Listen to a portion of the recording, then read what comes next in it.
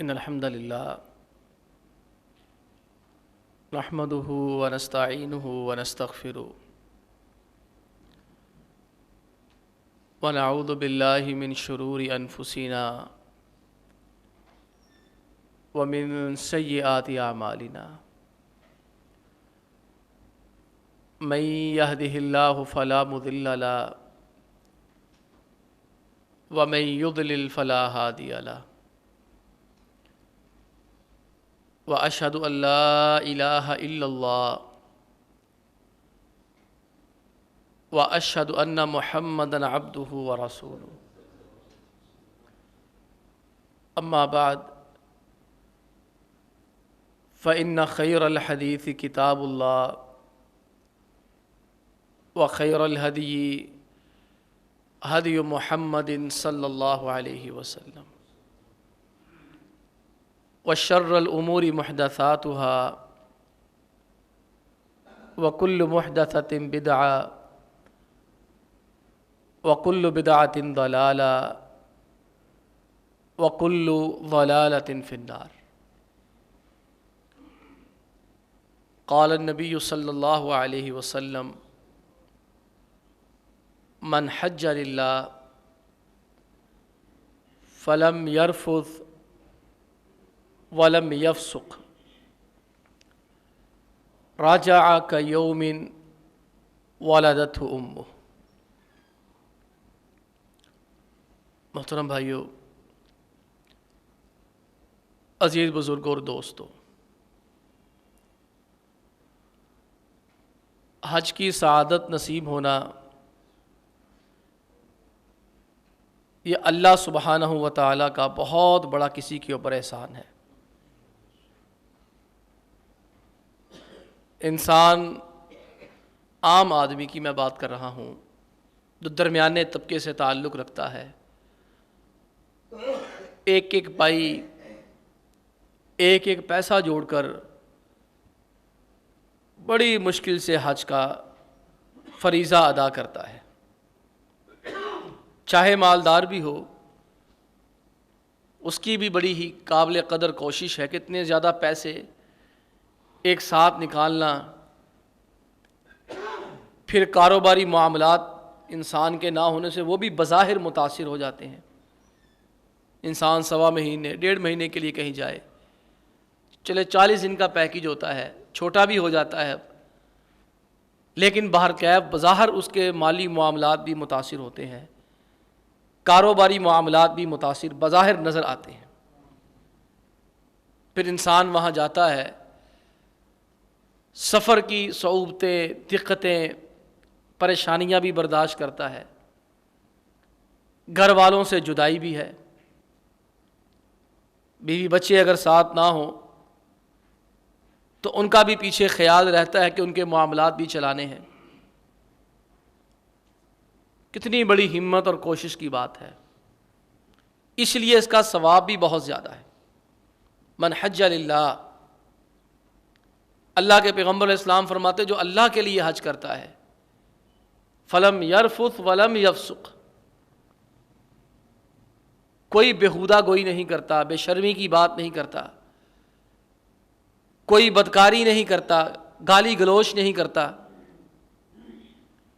بالکل صحیح طریقے سے حج کر کے واپس آ جاتا ہے. رجع کیوم ولدته امہ، وہ ایسے گناہوں سے پاک ہوتا ہے جیسے ابھی ابھی بچہ پیدا ہوتا، اس کے اوپر کوئی گناہ نہیں ہوتا، حاجی کے اوپر بھی کوئی گناہ نہیں ہوتا.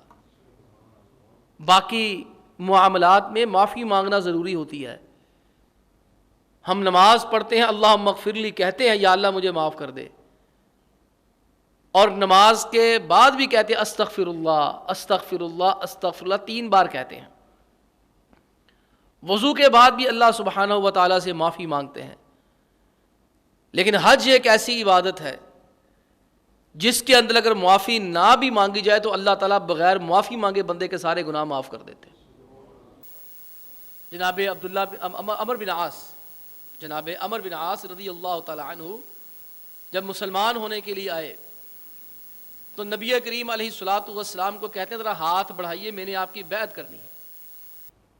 اللہ کے نبی علیہ الصلوۃ والسلام جب ہاتھ بڑھایا تو انہوں نے اپنا ہاتھ پیچھے کر لیا۔ آپ علیہ الصلوۃ والسلام بڑے حیران ہوئے کہ یہ کیا بات ہوئی، پہلے خود کہا کہ ہاتھ آگے کریں، پھر خود ہی ہاتھ پیچھے کر دیا۔ کہنے لگے اللہ کے نبی علیہ الصلوۃ والسلام، میں نے شرک کی حالت میں بڑے گناہ کیے ہیں، پہلے مجھے اس بات کی گارنٹی دی جائے کہ اسلام لانے کی وجہ سے اللہ میرے سارے گناہ ہی معاف کر دے گا۔ تو اللہ کے نبی علیہ الصلوۃ والسلام نے جہاں دیگر چیزیں ارشاد فرمائی، وہاں یہ بھی ارشاد فرمایا الحج یہدم ما کان قبلہ، امر حج اتنی بڑی اللہ کی نعمت اور رحمت ہے کہ اگر کسی کو نصیب ہو جائے اللہ اس کے سارے پچھلے گناہ ہی معاف کر دیتا ہے۔ شارحین نے اسی حدیث سے جملہ لیا کہ حج ایک ایسی عبادت ہے جس کے لیے جو اللہ تعالیٰ کے حقوق میں کمی کوتاہی ہوتی ہے اس سے معافی مانگنے کی بھی انسان کو ضرورت نہیں ہے۔ لیکن مسئلہ یہاں ایک آ جاتا ہے کہ یہ حج صرف کیا بیت اللہ کے چکروں کا ہی نام ہے؟ کیا حج صرف کھجورے لانے کا ہی نام ہے؟ کیا حج صرف شاپنگ کا ہی نام ہے؟ یا حج صرف جو ہے وہ زمزم کے پانی کو لایا، بوتلوں میں بھرا، لوگوں کو دے دیا اور نام کے سامنے حاجی صاحب، اگر زیادہ کر لے تو الحاج لکھ لیا؟ حج کا یہ بنیادی مقصد نہیں تھا۔ یہ تو ساری چیزیں ضمنی طور پر آ گئی ہیں۔ اقبال نے کہا تھا نا زائرین کعبہ سے، اقبال یہ پوچھے کوئی کیا حرم کا تحفہ زمزم کے سوا کچھ بھی نہیں؟ کیا وہاں سے صرف زمزم کی کینیں بھر لینا، دھکم پیل کرنا؟ وہاں اللہ تعالیٰ نے کچھ بنیادی مقاصد بھی رکھے ہیں جو انسان کو سمجھنے ہیں، جو اللہ کے نبی علیہ الصلوۃ والسلام کی سیرت مبارکہ سے، حجۃ الوداع سے پتہ چلتا ہے کہ اللہ کے نبی علیہ الصلوۃ والسلام نے جو چیزیں صحابہ کو اس کے ذریعے سے سمجھائی ہیں۔ ان میں سے بھائیوں پہلی بنیادی چیز یہ ہے کہ بندہ مشرک نہ رہے، بندہ موحد ہو جائے۔ آپ علیہ الصلوۃ والسلام کو اللہ سبحانہ و تعالیٰ نے 8 ہجری میں بیت اللہ عنایت کر دیا۔ پیارے پیغمبر علیہ الصلوۃ والسلام بیت اللہ جا سکتے تھے، حج بھی کر سکتے تھے، لیکن اللہ کے نبی علیہ الصلوۃ والسلام کس وجہ سے حج کرنے نہیں گئے؟ ابوبکر صدیق رضی اللہ تعالی عنہ کو حج کرنے کے لیے بھیجا، امیر بنا کر بھیجا، ابوبکر جائیے لوگوں کو جا کے حج کرائیں۔ اور جب 10 تاریخ ہوئی، حج کا بڑا دن آ گیا، اللہ کے نبی علیہ الصلوۃ والسلام نے علی مرتضیٰ رضی اللہ تعالی عنہ کو بھی بھیجا اور فرمایا جا کر لوگوں کو یہ بتا دے اللہ یحج بعد ھذا العام مشرک، آج کے بعد کوئی مشرک بیت اللہ کے اندر داخل نہیں ہو سکتا۔ کہ اللہ کے نبی علیہ الصلوۃ والسلام شرک سے اس قدر بیزار ہیں کہ مشرکین کے ساتھ مل کے حج کرنا بھی گوارا نہیں کرتے ہیں۔ کس لیے نہیں کر رہے؟ اس لیے کہ مکہ کے مشرک اور دیگر علاقوں کے مشرک جب بیت اللہ کا حج کیا کرتے کچھ کلمات کہا کرتے، لبیک اللہم لبیک، لبیک لا شریک لک لبیک، یہاں تک بات ٹھیک تھی۔ اللہ میں حاضر ہوں تیرا کوئی شریک نہیں ہے، الا شریکن، ہاں ایک شریک تیرا ہے جو تو نے خود بنایا ہوا ہے۔ اللہ کے نبی علیہ الصلوۃ والسلام جب مکہ میں ہوتے، ہجرت نہیں کی تھی، حج کے دنوں میں توحید کی دعوت لے کر کبھی منا میں جاتے، کبھی عرفات میں، کبھی مزدلفہ میں، کبھی کسی جگہ پر، کبھی کسی جگہ پر، اتنی دقتیں اور تکلیفیں اٹھائیں کہ صبح کا وقت ہوتا تھا، ابو جہل لعنتی نبی کریم علیہ الصلوۃ والسلام کے پیچھے ہوتا اور دوپہر تک لوگوں کو کہتا یہ پاگل ہے معاذ اللہ، یہ دیوانے ہیں، ان کی بات نہ سننا۔ ظہر تک جب یہ تھک جاتا تو ابو لہب لعنتی کی باری آ جاتی، ظہر سے لے کے شام تک وہ نبی کریم علیہ الصلوۃ والسلام کو دین کی دعوت نہیں پھیلانے دیتا تھا، توحید کی دعوت نہیں دینے دیتا تھا۔ وہ نبی کریم علیہ الصلوۃ والسلام کو پریشان کرنے کے لیے پیچھے سے آوازیں لگاتا 5-5 6-6 گھنٹے، ان کی کوئی بات نہ سنے، یہ پاگل ہے معاذ اللہ، یہ دیوانے ہیں، یہ گھروں کے اندر معاذ اللہ فساد کرواتے ہیں، اس طرح کے کافرانہ گستاخانہ جملے ادا کرتے۔ اور نبی کریم علیہ الصلوۃ والسلام جب ان کو دیکھتے وہ تلبیہ پکارتے، جب یہاں تک کہنے لگتے لبیک لا شریک لک لبیک الا شریکن تملکہ وما ملک، ہاں تیرا ایک شریک ہے جو تو نے اپنا پارٹنر بنایا ہوا دنیا چلانے کے لیے۔ تو اللہ کے نبی علیہ الصلوۃ والسلام فرماتے قد اور یہی بس کر دو، تمہاری مہربانی یہی بس کر دو۔ جب اللہ تعالیٰ نے اقتدار دیا، اختیار دیا تو اللہ کے نبی علیہ الصلوۃ والسلام نے فوراً حج کرنے کی بجائے باقاعدہ ایک اعلان کروایا کہ آج کے بعد مکہ کے اندر کوئی بیت اللہ میں مکہ میں مشرک داخل نہیں ہو سکتا. اور اسی لیے جب اللہ کے نبی علیہ الصلوۃ والسلام مدینہ طیبہ سے تشریف لے گئے, ذوالحلیفہ مقام تک پہنچے, تو اللہ کے نبی علیہ الصلوۃ والسلام نے تلبیہ پکارا. تو صحابہ اکرام رضی اللہ تعالی عنہم جو حج کی روایتیں بیان کرتے ہیں, انہوں نے کہا لبا بالتوحید. اللہ کے نبی علیہ الصلوۃ والسلام نے توحید والا تلبیہ پکارا. وہ توحید والا تلبیہ کیا تھا کہ مشرکین جو اللہ کی ذات میں لوگوں کو, صفات میں لوگوں کو, معاملات میں شریک کیا کرتے تھے, اللہ کے نبی علیہ الصلوۃ والسلام نے اس باطل نظریے کی تردید کی. اور پھر تلبیہ ہی توحید والا نہیں ہے. سیدہ عائشہ رضی اللہ تعالی عنہا فرماتی ہے اللہ کے نبی علیہ الصلوۃ والسلام جب مکہ پہنچے, طواف فرمایا. طواف کرنے کے بعد اللہ کا حکم ہے واتخذوا من مقام ابراہیم مصلی. طواف کرے تو طواف کی 2 رکعات مقام ابراہیم کے پیچھے ادا کی جاتی ہیں. اللہ کا حکم ہے. پیارے پیغمبر علیہ الصلوۃ والسلام نے وہاں 2 رکعات ادا فرمائی. سیدہ عائشہ رضی اللہ تعالی عنہا فرماتی ہیں لبا بالتوحید. اللہ کے نبی علیہ الصلوۃ والسلام نے توحید کا تلبیہ کہا, نہیں قرأ فیہم التوحید. اللہ کے نبی علیہ الصلوۃ والسلام نے ان دونوں رکعات کے اندر سورہ توحید کی تلاوت کی. سورہ توحید کیا تھی؟ اللہ کے نبی علیہ الصلوۃ والسلام نے پہلی رکعت کے اندر کافرون پڑھی, سورہ کافرون پڑھی, اور دوسری رکعت کے اندر اللہ کے نبی علیہ الصلوۃ والسلام نے سورہ اخلاص پڑھی. اللہ کے نبی علیہ الصلوۃ والسلام نے سورہ کافرون کے اندر مشرکوں کا رد کیا اور سورہ اخلاص کے اندر پڑھ کر اللہ کی توحید کو واضح کیا.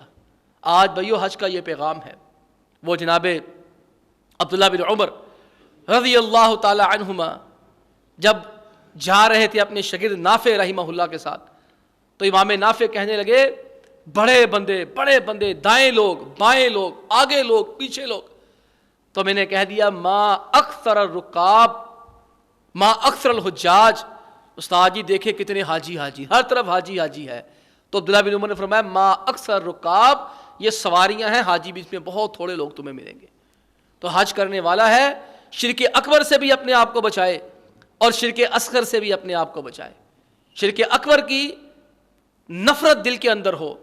آج بندہ آتا ہے, ویسے ہی آتا ہے, حج کر کے آتا ہے, سب سے پہلے آ کر کیا کرتا ہے؟ داتا دربار پہ شکرانے کی دیگیں چڑھا دیتا ہے. اس کو توحید نہیں ملی, اس کا حج نہیں ہوا اللہ کے بندے کا. وہاں بھی مشکل میں آتے ہیں, پریشانی میں آتے ہیں. ہم نے خود لوگوں کو دیکھا فون کر کے داتا صاحب 2 دیگاں چلا دو, میں طواف کر لیا. اللہ کے بندوں نہیں, توحید کا سبق پہلا سبق ملا ہے. آج توحید عام لوگوں کی نگاہوں سے تو بہت دور کی بات ہے, بڑے پڑھے لکھے لوگوں کی, اہل توحید کی نگاہوں سے بھی اوجھل ہو چکی ہے. آج ہمیں بھی توحید کی اہمیت اور نزاکت کا احساس نہیں رہا. اور اس سے بھی زیادہ بڑھ کر میں یہ کہوں گا ہمارے اندر توحید کی غیرت بھی نہیں رہی ہے. عمر فاروق رضی اللہ تعالی عنہ نے لوگوں کو توحید کا درس دیا, یہ بیت اللہ کا طواف کرتے ہوئے. آج لوگ پتھر پہنتے ہیں, کوئی کالا پہن رہا ہے, کوئی نیلا پہن رہا ہے, کوئی اس مجوسی کی اولاد ابو لولو فیروز مجوسی جس نے سید عمر فاروق رضی اللہ تعالی عنہ کو شہید کیا, اس کے نام کا بنا ہوا پتھر فیروزہ پہن کے اپنی محبت کا اظہار کر رہا ہے. کوئی نیلا, کوئی پیلا, کوئی کالا. کسی نے 2 انگلیوں میں پتھر پہنے ہیں, کسی نے 4 میں پہنے ہوئے ہیں, کسی نے اپنے گلوں میں پتھروں کی مالا ڈالی. کیوں؟ اس پتھر کی برکت سے مجھے نقصان نہیں آئے گا. کسی نے شوگر کے لیے کڑے پہنے ہیں, کسی نے فلانے کاموں کے لیے دھاگے باندھے ہیں. اور اللہ کے بندو, دنیا کے سارے پتھر مل کر بھی حجر اسود کی عظمت کا مقابلہ نہیں کر سکتے. اللہ کے نبی علیہ الصلوۃ والسلام فرماتے ہیں حجر اسود کی عظمت ہے.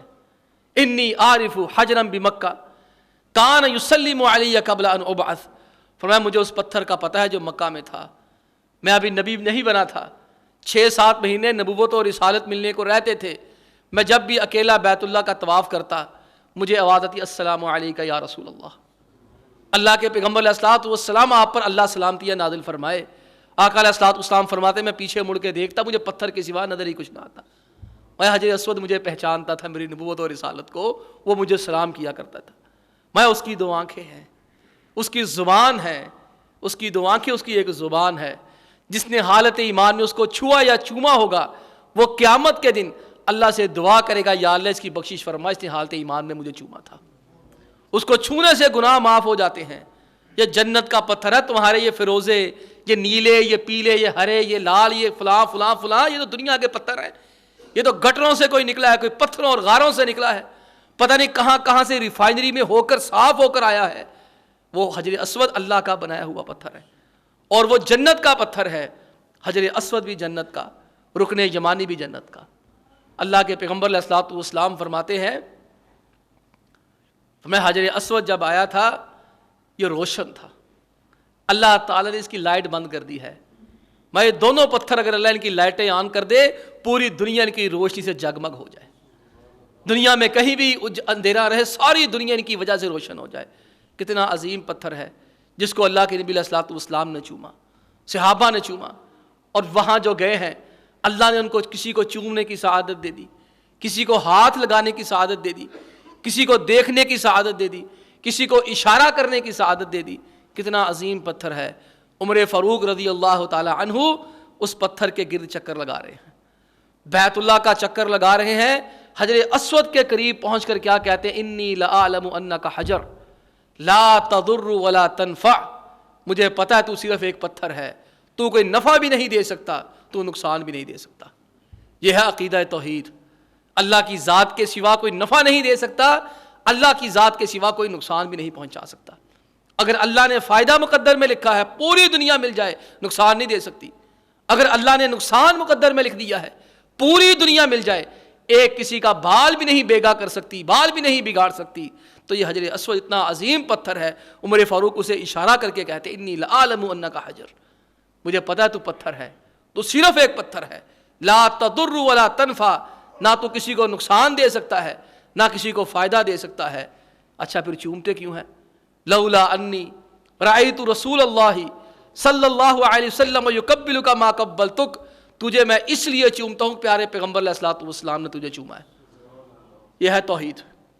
شارحین نے لکھا، پھر مفسرین نے لکھا، جب حدیثوں کی شرح فرمائی کہ عمر فاروق رضی اللہ تعالی عنہ نے اس لیے یہ کام کیا کہ لوگوں کو عقیدہ توحید سمجھا دیں۔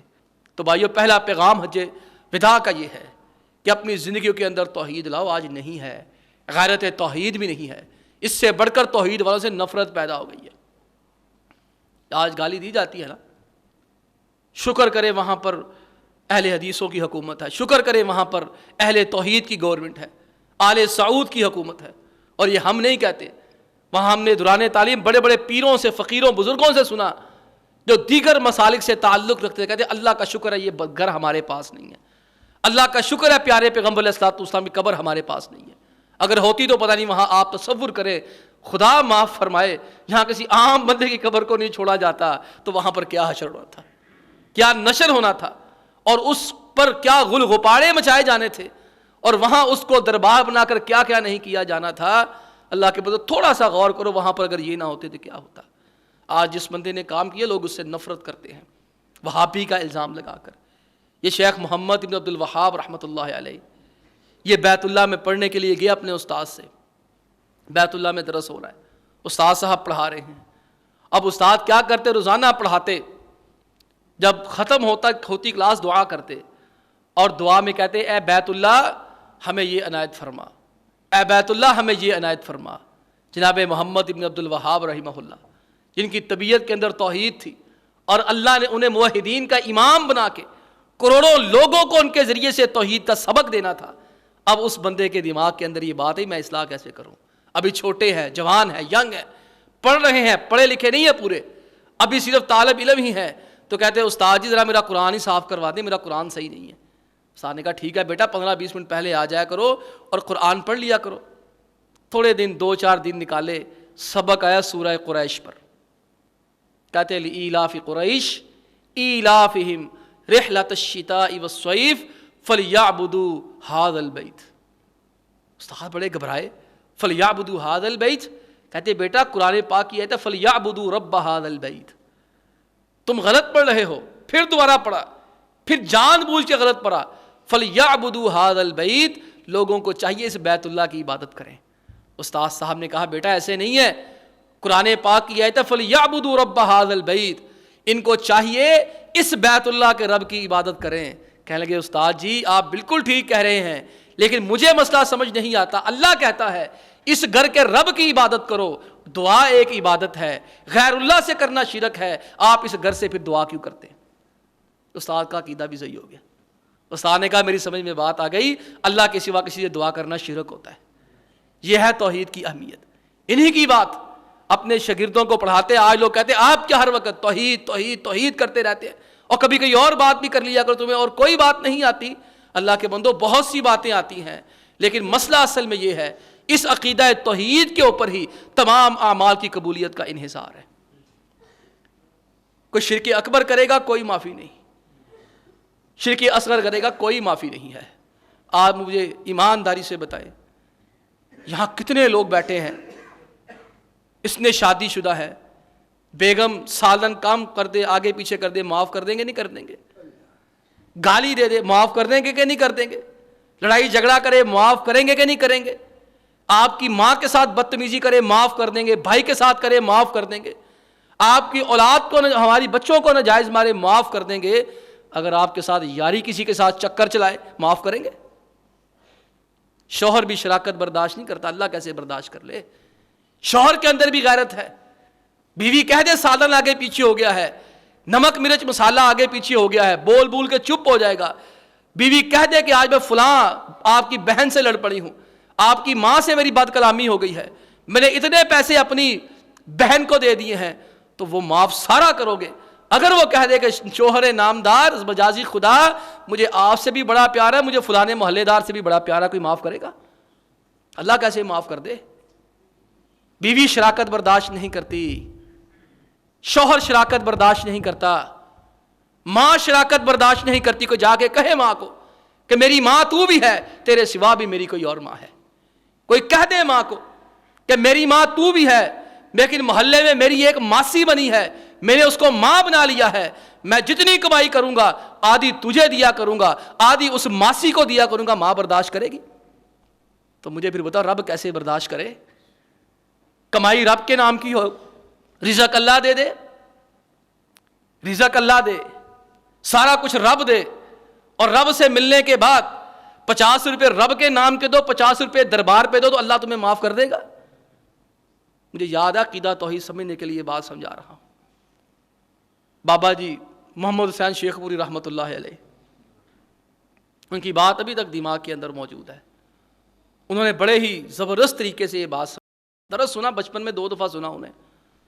اور بابا جی رحمہ اللہ کے بارے میں جو بزرگ ہیں وہ جانتے ہیں، مجھے کہنے کی ضرورت ہی نہیں ہے. تو انہیں عقیدہ توحید سمجھانے کے لیے ایک مثال دی. کہتے میں ایک جگہ سے گزر رہا تھا تو میں نے دیکھا ایک بچی ہے، وہ مرغی کے سر کے اوپر تھپڑ لگا رہی ہے. تو کہتے میں نے اسے کہا بیٹا اس مرغی کے سر پہ کیوں تھپڑ لگا رہی ہو، خیریت تو ہے؟ یہ تو مرغی ہے. کہ بابا یہ تانوں نہیں پتا بڑی بے وفا ہے، اے دانے ساڑے کو کھاندی آڈے گوانڈیاں جا کے دیندی ہے. نے کہا بندہ خدا تم مجھے یہ بتاؤ کہ دماغ تمہیں اللہ دے، رزق کمانے کے لیے صلاحیت تمہیں اللہ دے، تمہارے مال میں برکت اللہ دے، تمہارے مال میں عزتیں اللہ عطا کرے، بڑھائیاں اللہ عطا کرے، تو پھر تم کیا کرو؟ جب تمہارے مال میں برکت آ جائے، سارا کچھ آ جائے، تم کو میرا داتا گنج بخش تو میرا کوئی اور ہے. اللہ کے بندو یہ توحید کا سبق ہے، حج کا پہلا سبق توحید ہے. یہ محمد بن عبد الوہاب رحمہ اللہ کا جرم یہ ہے. اپنے شاگردوں کو توحید پڑھاتے تھے نا، تو شاگردوں نے کہا استاد جی یہ کیا ہر وقت توحید توحید توحید، آپ کو اس کے علاوہ کچھ پڑھانا نہیں آتا؟ اور حقیقت بھی یہ ہے. آپ علماء کی کتابیں نے، کسی نے 20 جلدوں میں کتاب لکھی ہے، کسی میں 15 میں لکھ دی، کسی نے 10 میں لکھ دی ہے. تو شیخ محمد رحمۃ اللہ علیہ ان کے چھوٹے چھوٹے رسالے ہیں نماز کے طریقے پہ، کہ نماز کیسے پڑھتے ہیں، چھوٹے 2 3 صفحوں کے رسالے، کوئی 1 صفحے کا رسالہ، چھوٹے چھوٹے کتاب سے. وہ کتاب التوحید بھی چھوٹی سی ہے، جس کو پڑھنا کبھی بر صغیر میں کفر اور شرک سمجھا جاتا تھا. اللہ معاف فرمائے. اتنا یہاں حالات خطرناک گزرے ہیں. تو شیخ رحمہ اللہ نے کہا پھر کیا کیا جائے؟ کہتے استاد توحید پڑھ پڑھ کے نا ہماری بس ہو گئی ہے، آپ کی مہربانی ہے، آپ ایسا کیجئے کہ آپ کچھ اور پڑھائیں. کہتے کیا پڑھانا ہے؟ یہ اصول فقہ پڑھیں گے. شیخ رحمہ اللہ نے کہا ٹھیک ہے کل سے اصول فقہ پڑھی جائے گی. اصول فقہ کا سبق ہوا تو سبق شروع کرنے سے پہلے شاگردوں کو مخاطب کر کے کہنے لگے یار آج بڑا ظلم ہو گیا ہے, کسی نے فلانے دربار پہ ایک مرغی غیر اللہ کے نام پہ ذبح کر دی ہے. شاگردوں نے کہا اوہو ایسا نہیں ہونا چاہیے تھا, غلط کیا جس نے کیا. ٹھیک ہے جی, اگلا دن پھر شروع ہوا, پھر سبق پڑھا رہے ہیں. دوران سبق کہنے لگے کہ آج بڑا ظلم ہو گیا ہے, کسی انسان نے اپنی ماں کے ساتھ زنا کر لیا, بدکاری کر لیا. شیخ نے کہا وہ ایسے بغیرت آدمی کو تو مار دینا چاہیے, یہ کر دینا چاہیے, وہ کر دینا چاہیے. اب آپ تھوڑا سا بھائیو سوچیں, آپ کے دل میں کھلبلی کب مچی, آپ کا دماغ کب غصے میں آیا, کب سوچ غصے میں آئی, شرک کے پہلو پہ زیادہ آپ کو دکھ ہوا یا ماں کے ساتھ بدکاری کرنے پہ ہوا؟ شاگردوں نے بڑے غصے سے کہا اسے قتل کر دینا چاہیے. شیخ رحمہ اللہ نے فرمایا بیٹا اس لیے میں تمہیں توحید پڑھاتا تھا کہ تمہیں توحید کی اہمیت کا احساس ہی ابھی تک نہیں ہوا, تمہارے اندر توحید کی غیرت ہی نہیں آئی کہ ماں کے ساتھ زنا کرنا بہت بڑا گناہ ہے, لیکن غیر اللہ کے نام پہ قربانی دینا اس سے بھی بڑا گناہ ہے, غیر اللہ کے نام پہ چڑھاوے چڑھانا. تو بھائی یہ توحید کا پہلا سبق ہے. اللہ کے نبی علیہ الصلوۃ والسلام نے ہر مقام پہ اسے اجاگر کیا ہے. اور دوسری بات جو ہماری آخری بات ہے توحید کا بہت بڑا سبق یہ ہے, نبی کریم علیہ الصلوۃ والسلام کی اتباع ہے. پیارے پیغمبر علیہ الصلوۃ والسلام نے واضح طور پر فرمایا تھا خذوا عنی مناسککم, حج کے طریقے مجھ سے سیکھنے, کسی اور سے نہیں سیکھنے. حج کے طریقے فرمایا مجھ سے سیکھو. لعلی لا ادری لعلی لا احج بعد حجتی ھذا, عین ممکن ہے اگلے سال اللہ مجھے حج کرنے کی سعادت نصیب نہ کرے, کیونکہ اشارے ہو گئے تھے. آپ علیہ الصلوۃ والسلام کو پتہ چل چکا تھا کہ میرے جانے کا وقت آ گیا ہے اور میں نے حج کرنا ہے, اس کے بعد میری رخصتی ہے, میں نے دنیا سے چلا اللہ کے پاس پہنچ جانا ہے. تو آپ علیہ الصلوۃ والسلام کو پتہ تھا پہلے سے ہی, اس لیے نبی کریم علیہ الصلوۃ والسلام نے یہ صحابہ کو فرما دیا حج مجھے دیکھ کے کرنا ہے. اللہ کے بندو اتباع سنت ہے, اتباع سنت کا مظہر تھے صحابہ اکرام رضی اللہ تعالی عنہم اجمعین. انہوں نے حج کے اندر یہ اتباع سنت بھی سیکھی. کتنی اتباع سنت ہے. جناب علی مرتضیٰ رضی اللہ تعالی عنہ یمن سے آئے, اللہ کے نبی علیہ الصلوۃ والسلام حجۃ الوداع میں طواف بھی فرما چکے ہیں, صفا مروہ کی سعی بھی کر چکے ہیں, حج قران کیا. حج کی 3 قسمیں ہوتی ہیں, حج افراد, حج قران, حج تمتع. حج افراد میں قربانی نہیں دی جاتی, حج قران میں قربانی دی جاتی ہے, حج تمتع میں بھی قربانی ہوتی لیکن اس میں کچھ سہولتیں ہوتی ہیں. ان سہولتوں سے انسان جب فائدہ اٹھاتا ہے تو انسان کو 10 تاریخ کو کام بھی کچھ زیادہ کرنے پڑ جاتے, پورا عمرہ ہی کرنا پڑ جاتا ہے, فائدہ بھی تو اٹھایا ہے. اب سب سے زیادہ سہولت حجۃ الوداع میں ہوتی ہے. پیارے پیغمبر علیہ الصلوۃ والسلام نے حج قران فرمایا. جب اللہ کے نبی علیہ الصلوۃ والسلام کے پاس جناب علی مرتضیٰ رضی اللہ تعالیٰ تشریف لائے, آقا علیہ الصلوۃ والسلام نے 100 اونٹ ذبح فرمائے, 63 اپنے دستے مبارک سے ذبح کیے اور 37 علی مرتضیٰ رضی اللہ تعالیٰ عنہ نے ذبح فرمائے. کیونکہ 63 آپ مدینہ سے لے کر آئے تھے, وہ آپ نے خود ذبح کر دیے. 37 اونٹ اللہ کے نبی علیہ الصلوۃ والسلام کے لیے علی مرتضیٰ رضی اللہ تعالیٰ عنہ یمن سے لے کر آئے تھے, آپ نے فرمایا یہ تم ہی اپنے ہاتھوں سے کرو. تو آپ علیہ الصلوۃ والسلام نے ان سے سوال کیا علی بما لبیت, آپ نے کون سا حج کرنا ہے؟ آپ نے تلبیہ تو پکارا ہوگا یمن سے. کہتے جی میں نے تلبیہ پکارا تھا یا اللہ میں وہی حج کروں گا جو تیرے نبی کریم علیہ الصلوۃ والسلام کا حج ہے. کوئی فون نہیں تھا, کوئی موبائل نہیں تھا, لیکن اتباع نبوی کیسی ہے کہ پتہ بھی نہیں ہے کہ پتہ نہیں حج افراد کر رہے ہیں, حج قران کر رہے ہیں, حج تمتع کر رہے ہیں, لیکن زبان سے کیا ادا ہوتا ہے, یا اللہ میں وہ حج کروں گا جو تیرے پیغمبر علیہ الصلوۃ والسلام کا حج ہے. فرمایا علی پھر میرے ساتھ تو قربانیاں ہیں, میرا حج قران ہے, تم میرے ساتھ مل کے حج قران ہی کرو, احرام نہ اتارو. لیکن اللہ کے نبی علیہ الصلوۃ والسلام نے اتباع سنت مزید سکھائی. پیارے پیغمبر علیہ الصلوۃ والسلام نے جب طواف فرمایا, صفا مروہ کی سعی فرمائی, جب آپ علیہ الصلوۃ والسلام مروہ پہ آ کے آپ کا چکر 7واں ختم ہو گیا, آپ علیہ الصلوۃ والسلام نے صحابہ کو ارشاد فرمایا میرے صحابہ جس کے پاس قربانیاں نہیں ہیں اپنے احرام اتار دے. اب صحابہ اکرام کی طبیعت پہ کچھ بوجھ سا محسوس ہوا کہ اللہ کے نبی علیہ الصلوۃ والسلام تو حج قران فرما رہے ہیں اور ہمیں تمتع کا کہہ رہے کہ ہم اپنے احرام اتار دیں. تو آپ علیہ الصلوۃ والسلام کو پتہ چلا تو اللہ کے نبی علیہ السلام فرمایا مجھے جبریل نے ابھی آ کر بتایا حج تمتع افضل ہے.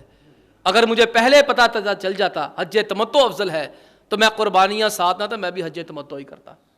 یہ اتباع سنت یہ ہے کہ اللہ کے نبی علیہ الصلوۃ والسلام نے حج تمتع کو افضل قرار دیا ہے تو ہم حج تمتع کریں جیسے صحابہ نے کیا.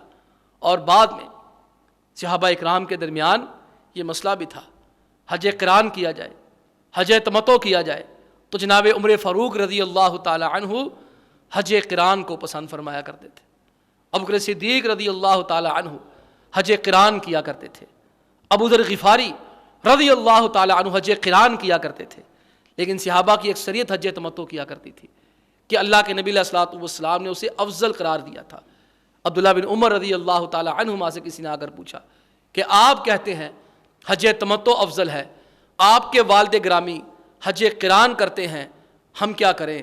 تو انہیں بڑے آرام سے اگلے بندے کو پوچھا تم مجھے یہ بتاؤ کلمہ لا الہ الا اللہ محمد رسول اللہ پڑھتے ہو کہ کلمہ لا الہ الا اللہ عمر رسول اللہ پڑھتے ہو؟ تو سوال کرنے نے جواب دیا میں لا الہ الا اللہ محمد رسول اللہ کا کلمہ پڑھتا ہوں. میں پھر میرے باپ کی بات چھوڑ دو، اللہ کے نبی علیہ الصلوۃ والسلام کی بات مانو. تو یہ دوسرا پیغام ہے جب نبی کریم علیہ الصلوۃ والسلام کی بات آ جائے پھر وہاں کسی بڑے کی، چھوٹے کی، پیر کی، فقیر کی، امام کی، برادری کی، بزرگ کی عزت کی جائے گی، لیکن بات صرف نبی کریم علیہ الصلوۃ والسلام کی مانی جائے گی. اللہ سے دعا ہے جو ہمارے بھائی گئے ہیں اللہ ان کا حج قبول فرمائے اور ہم جیسے لوگوں کو بھی اللہ تعالیٰ جلد اپنے گھر بلا کر حج عمرے کی سعادت نصیب فرمائے. وآخر دعوانا ان الحمد للہ رب العالمین.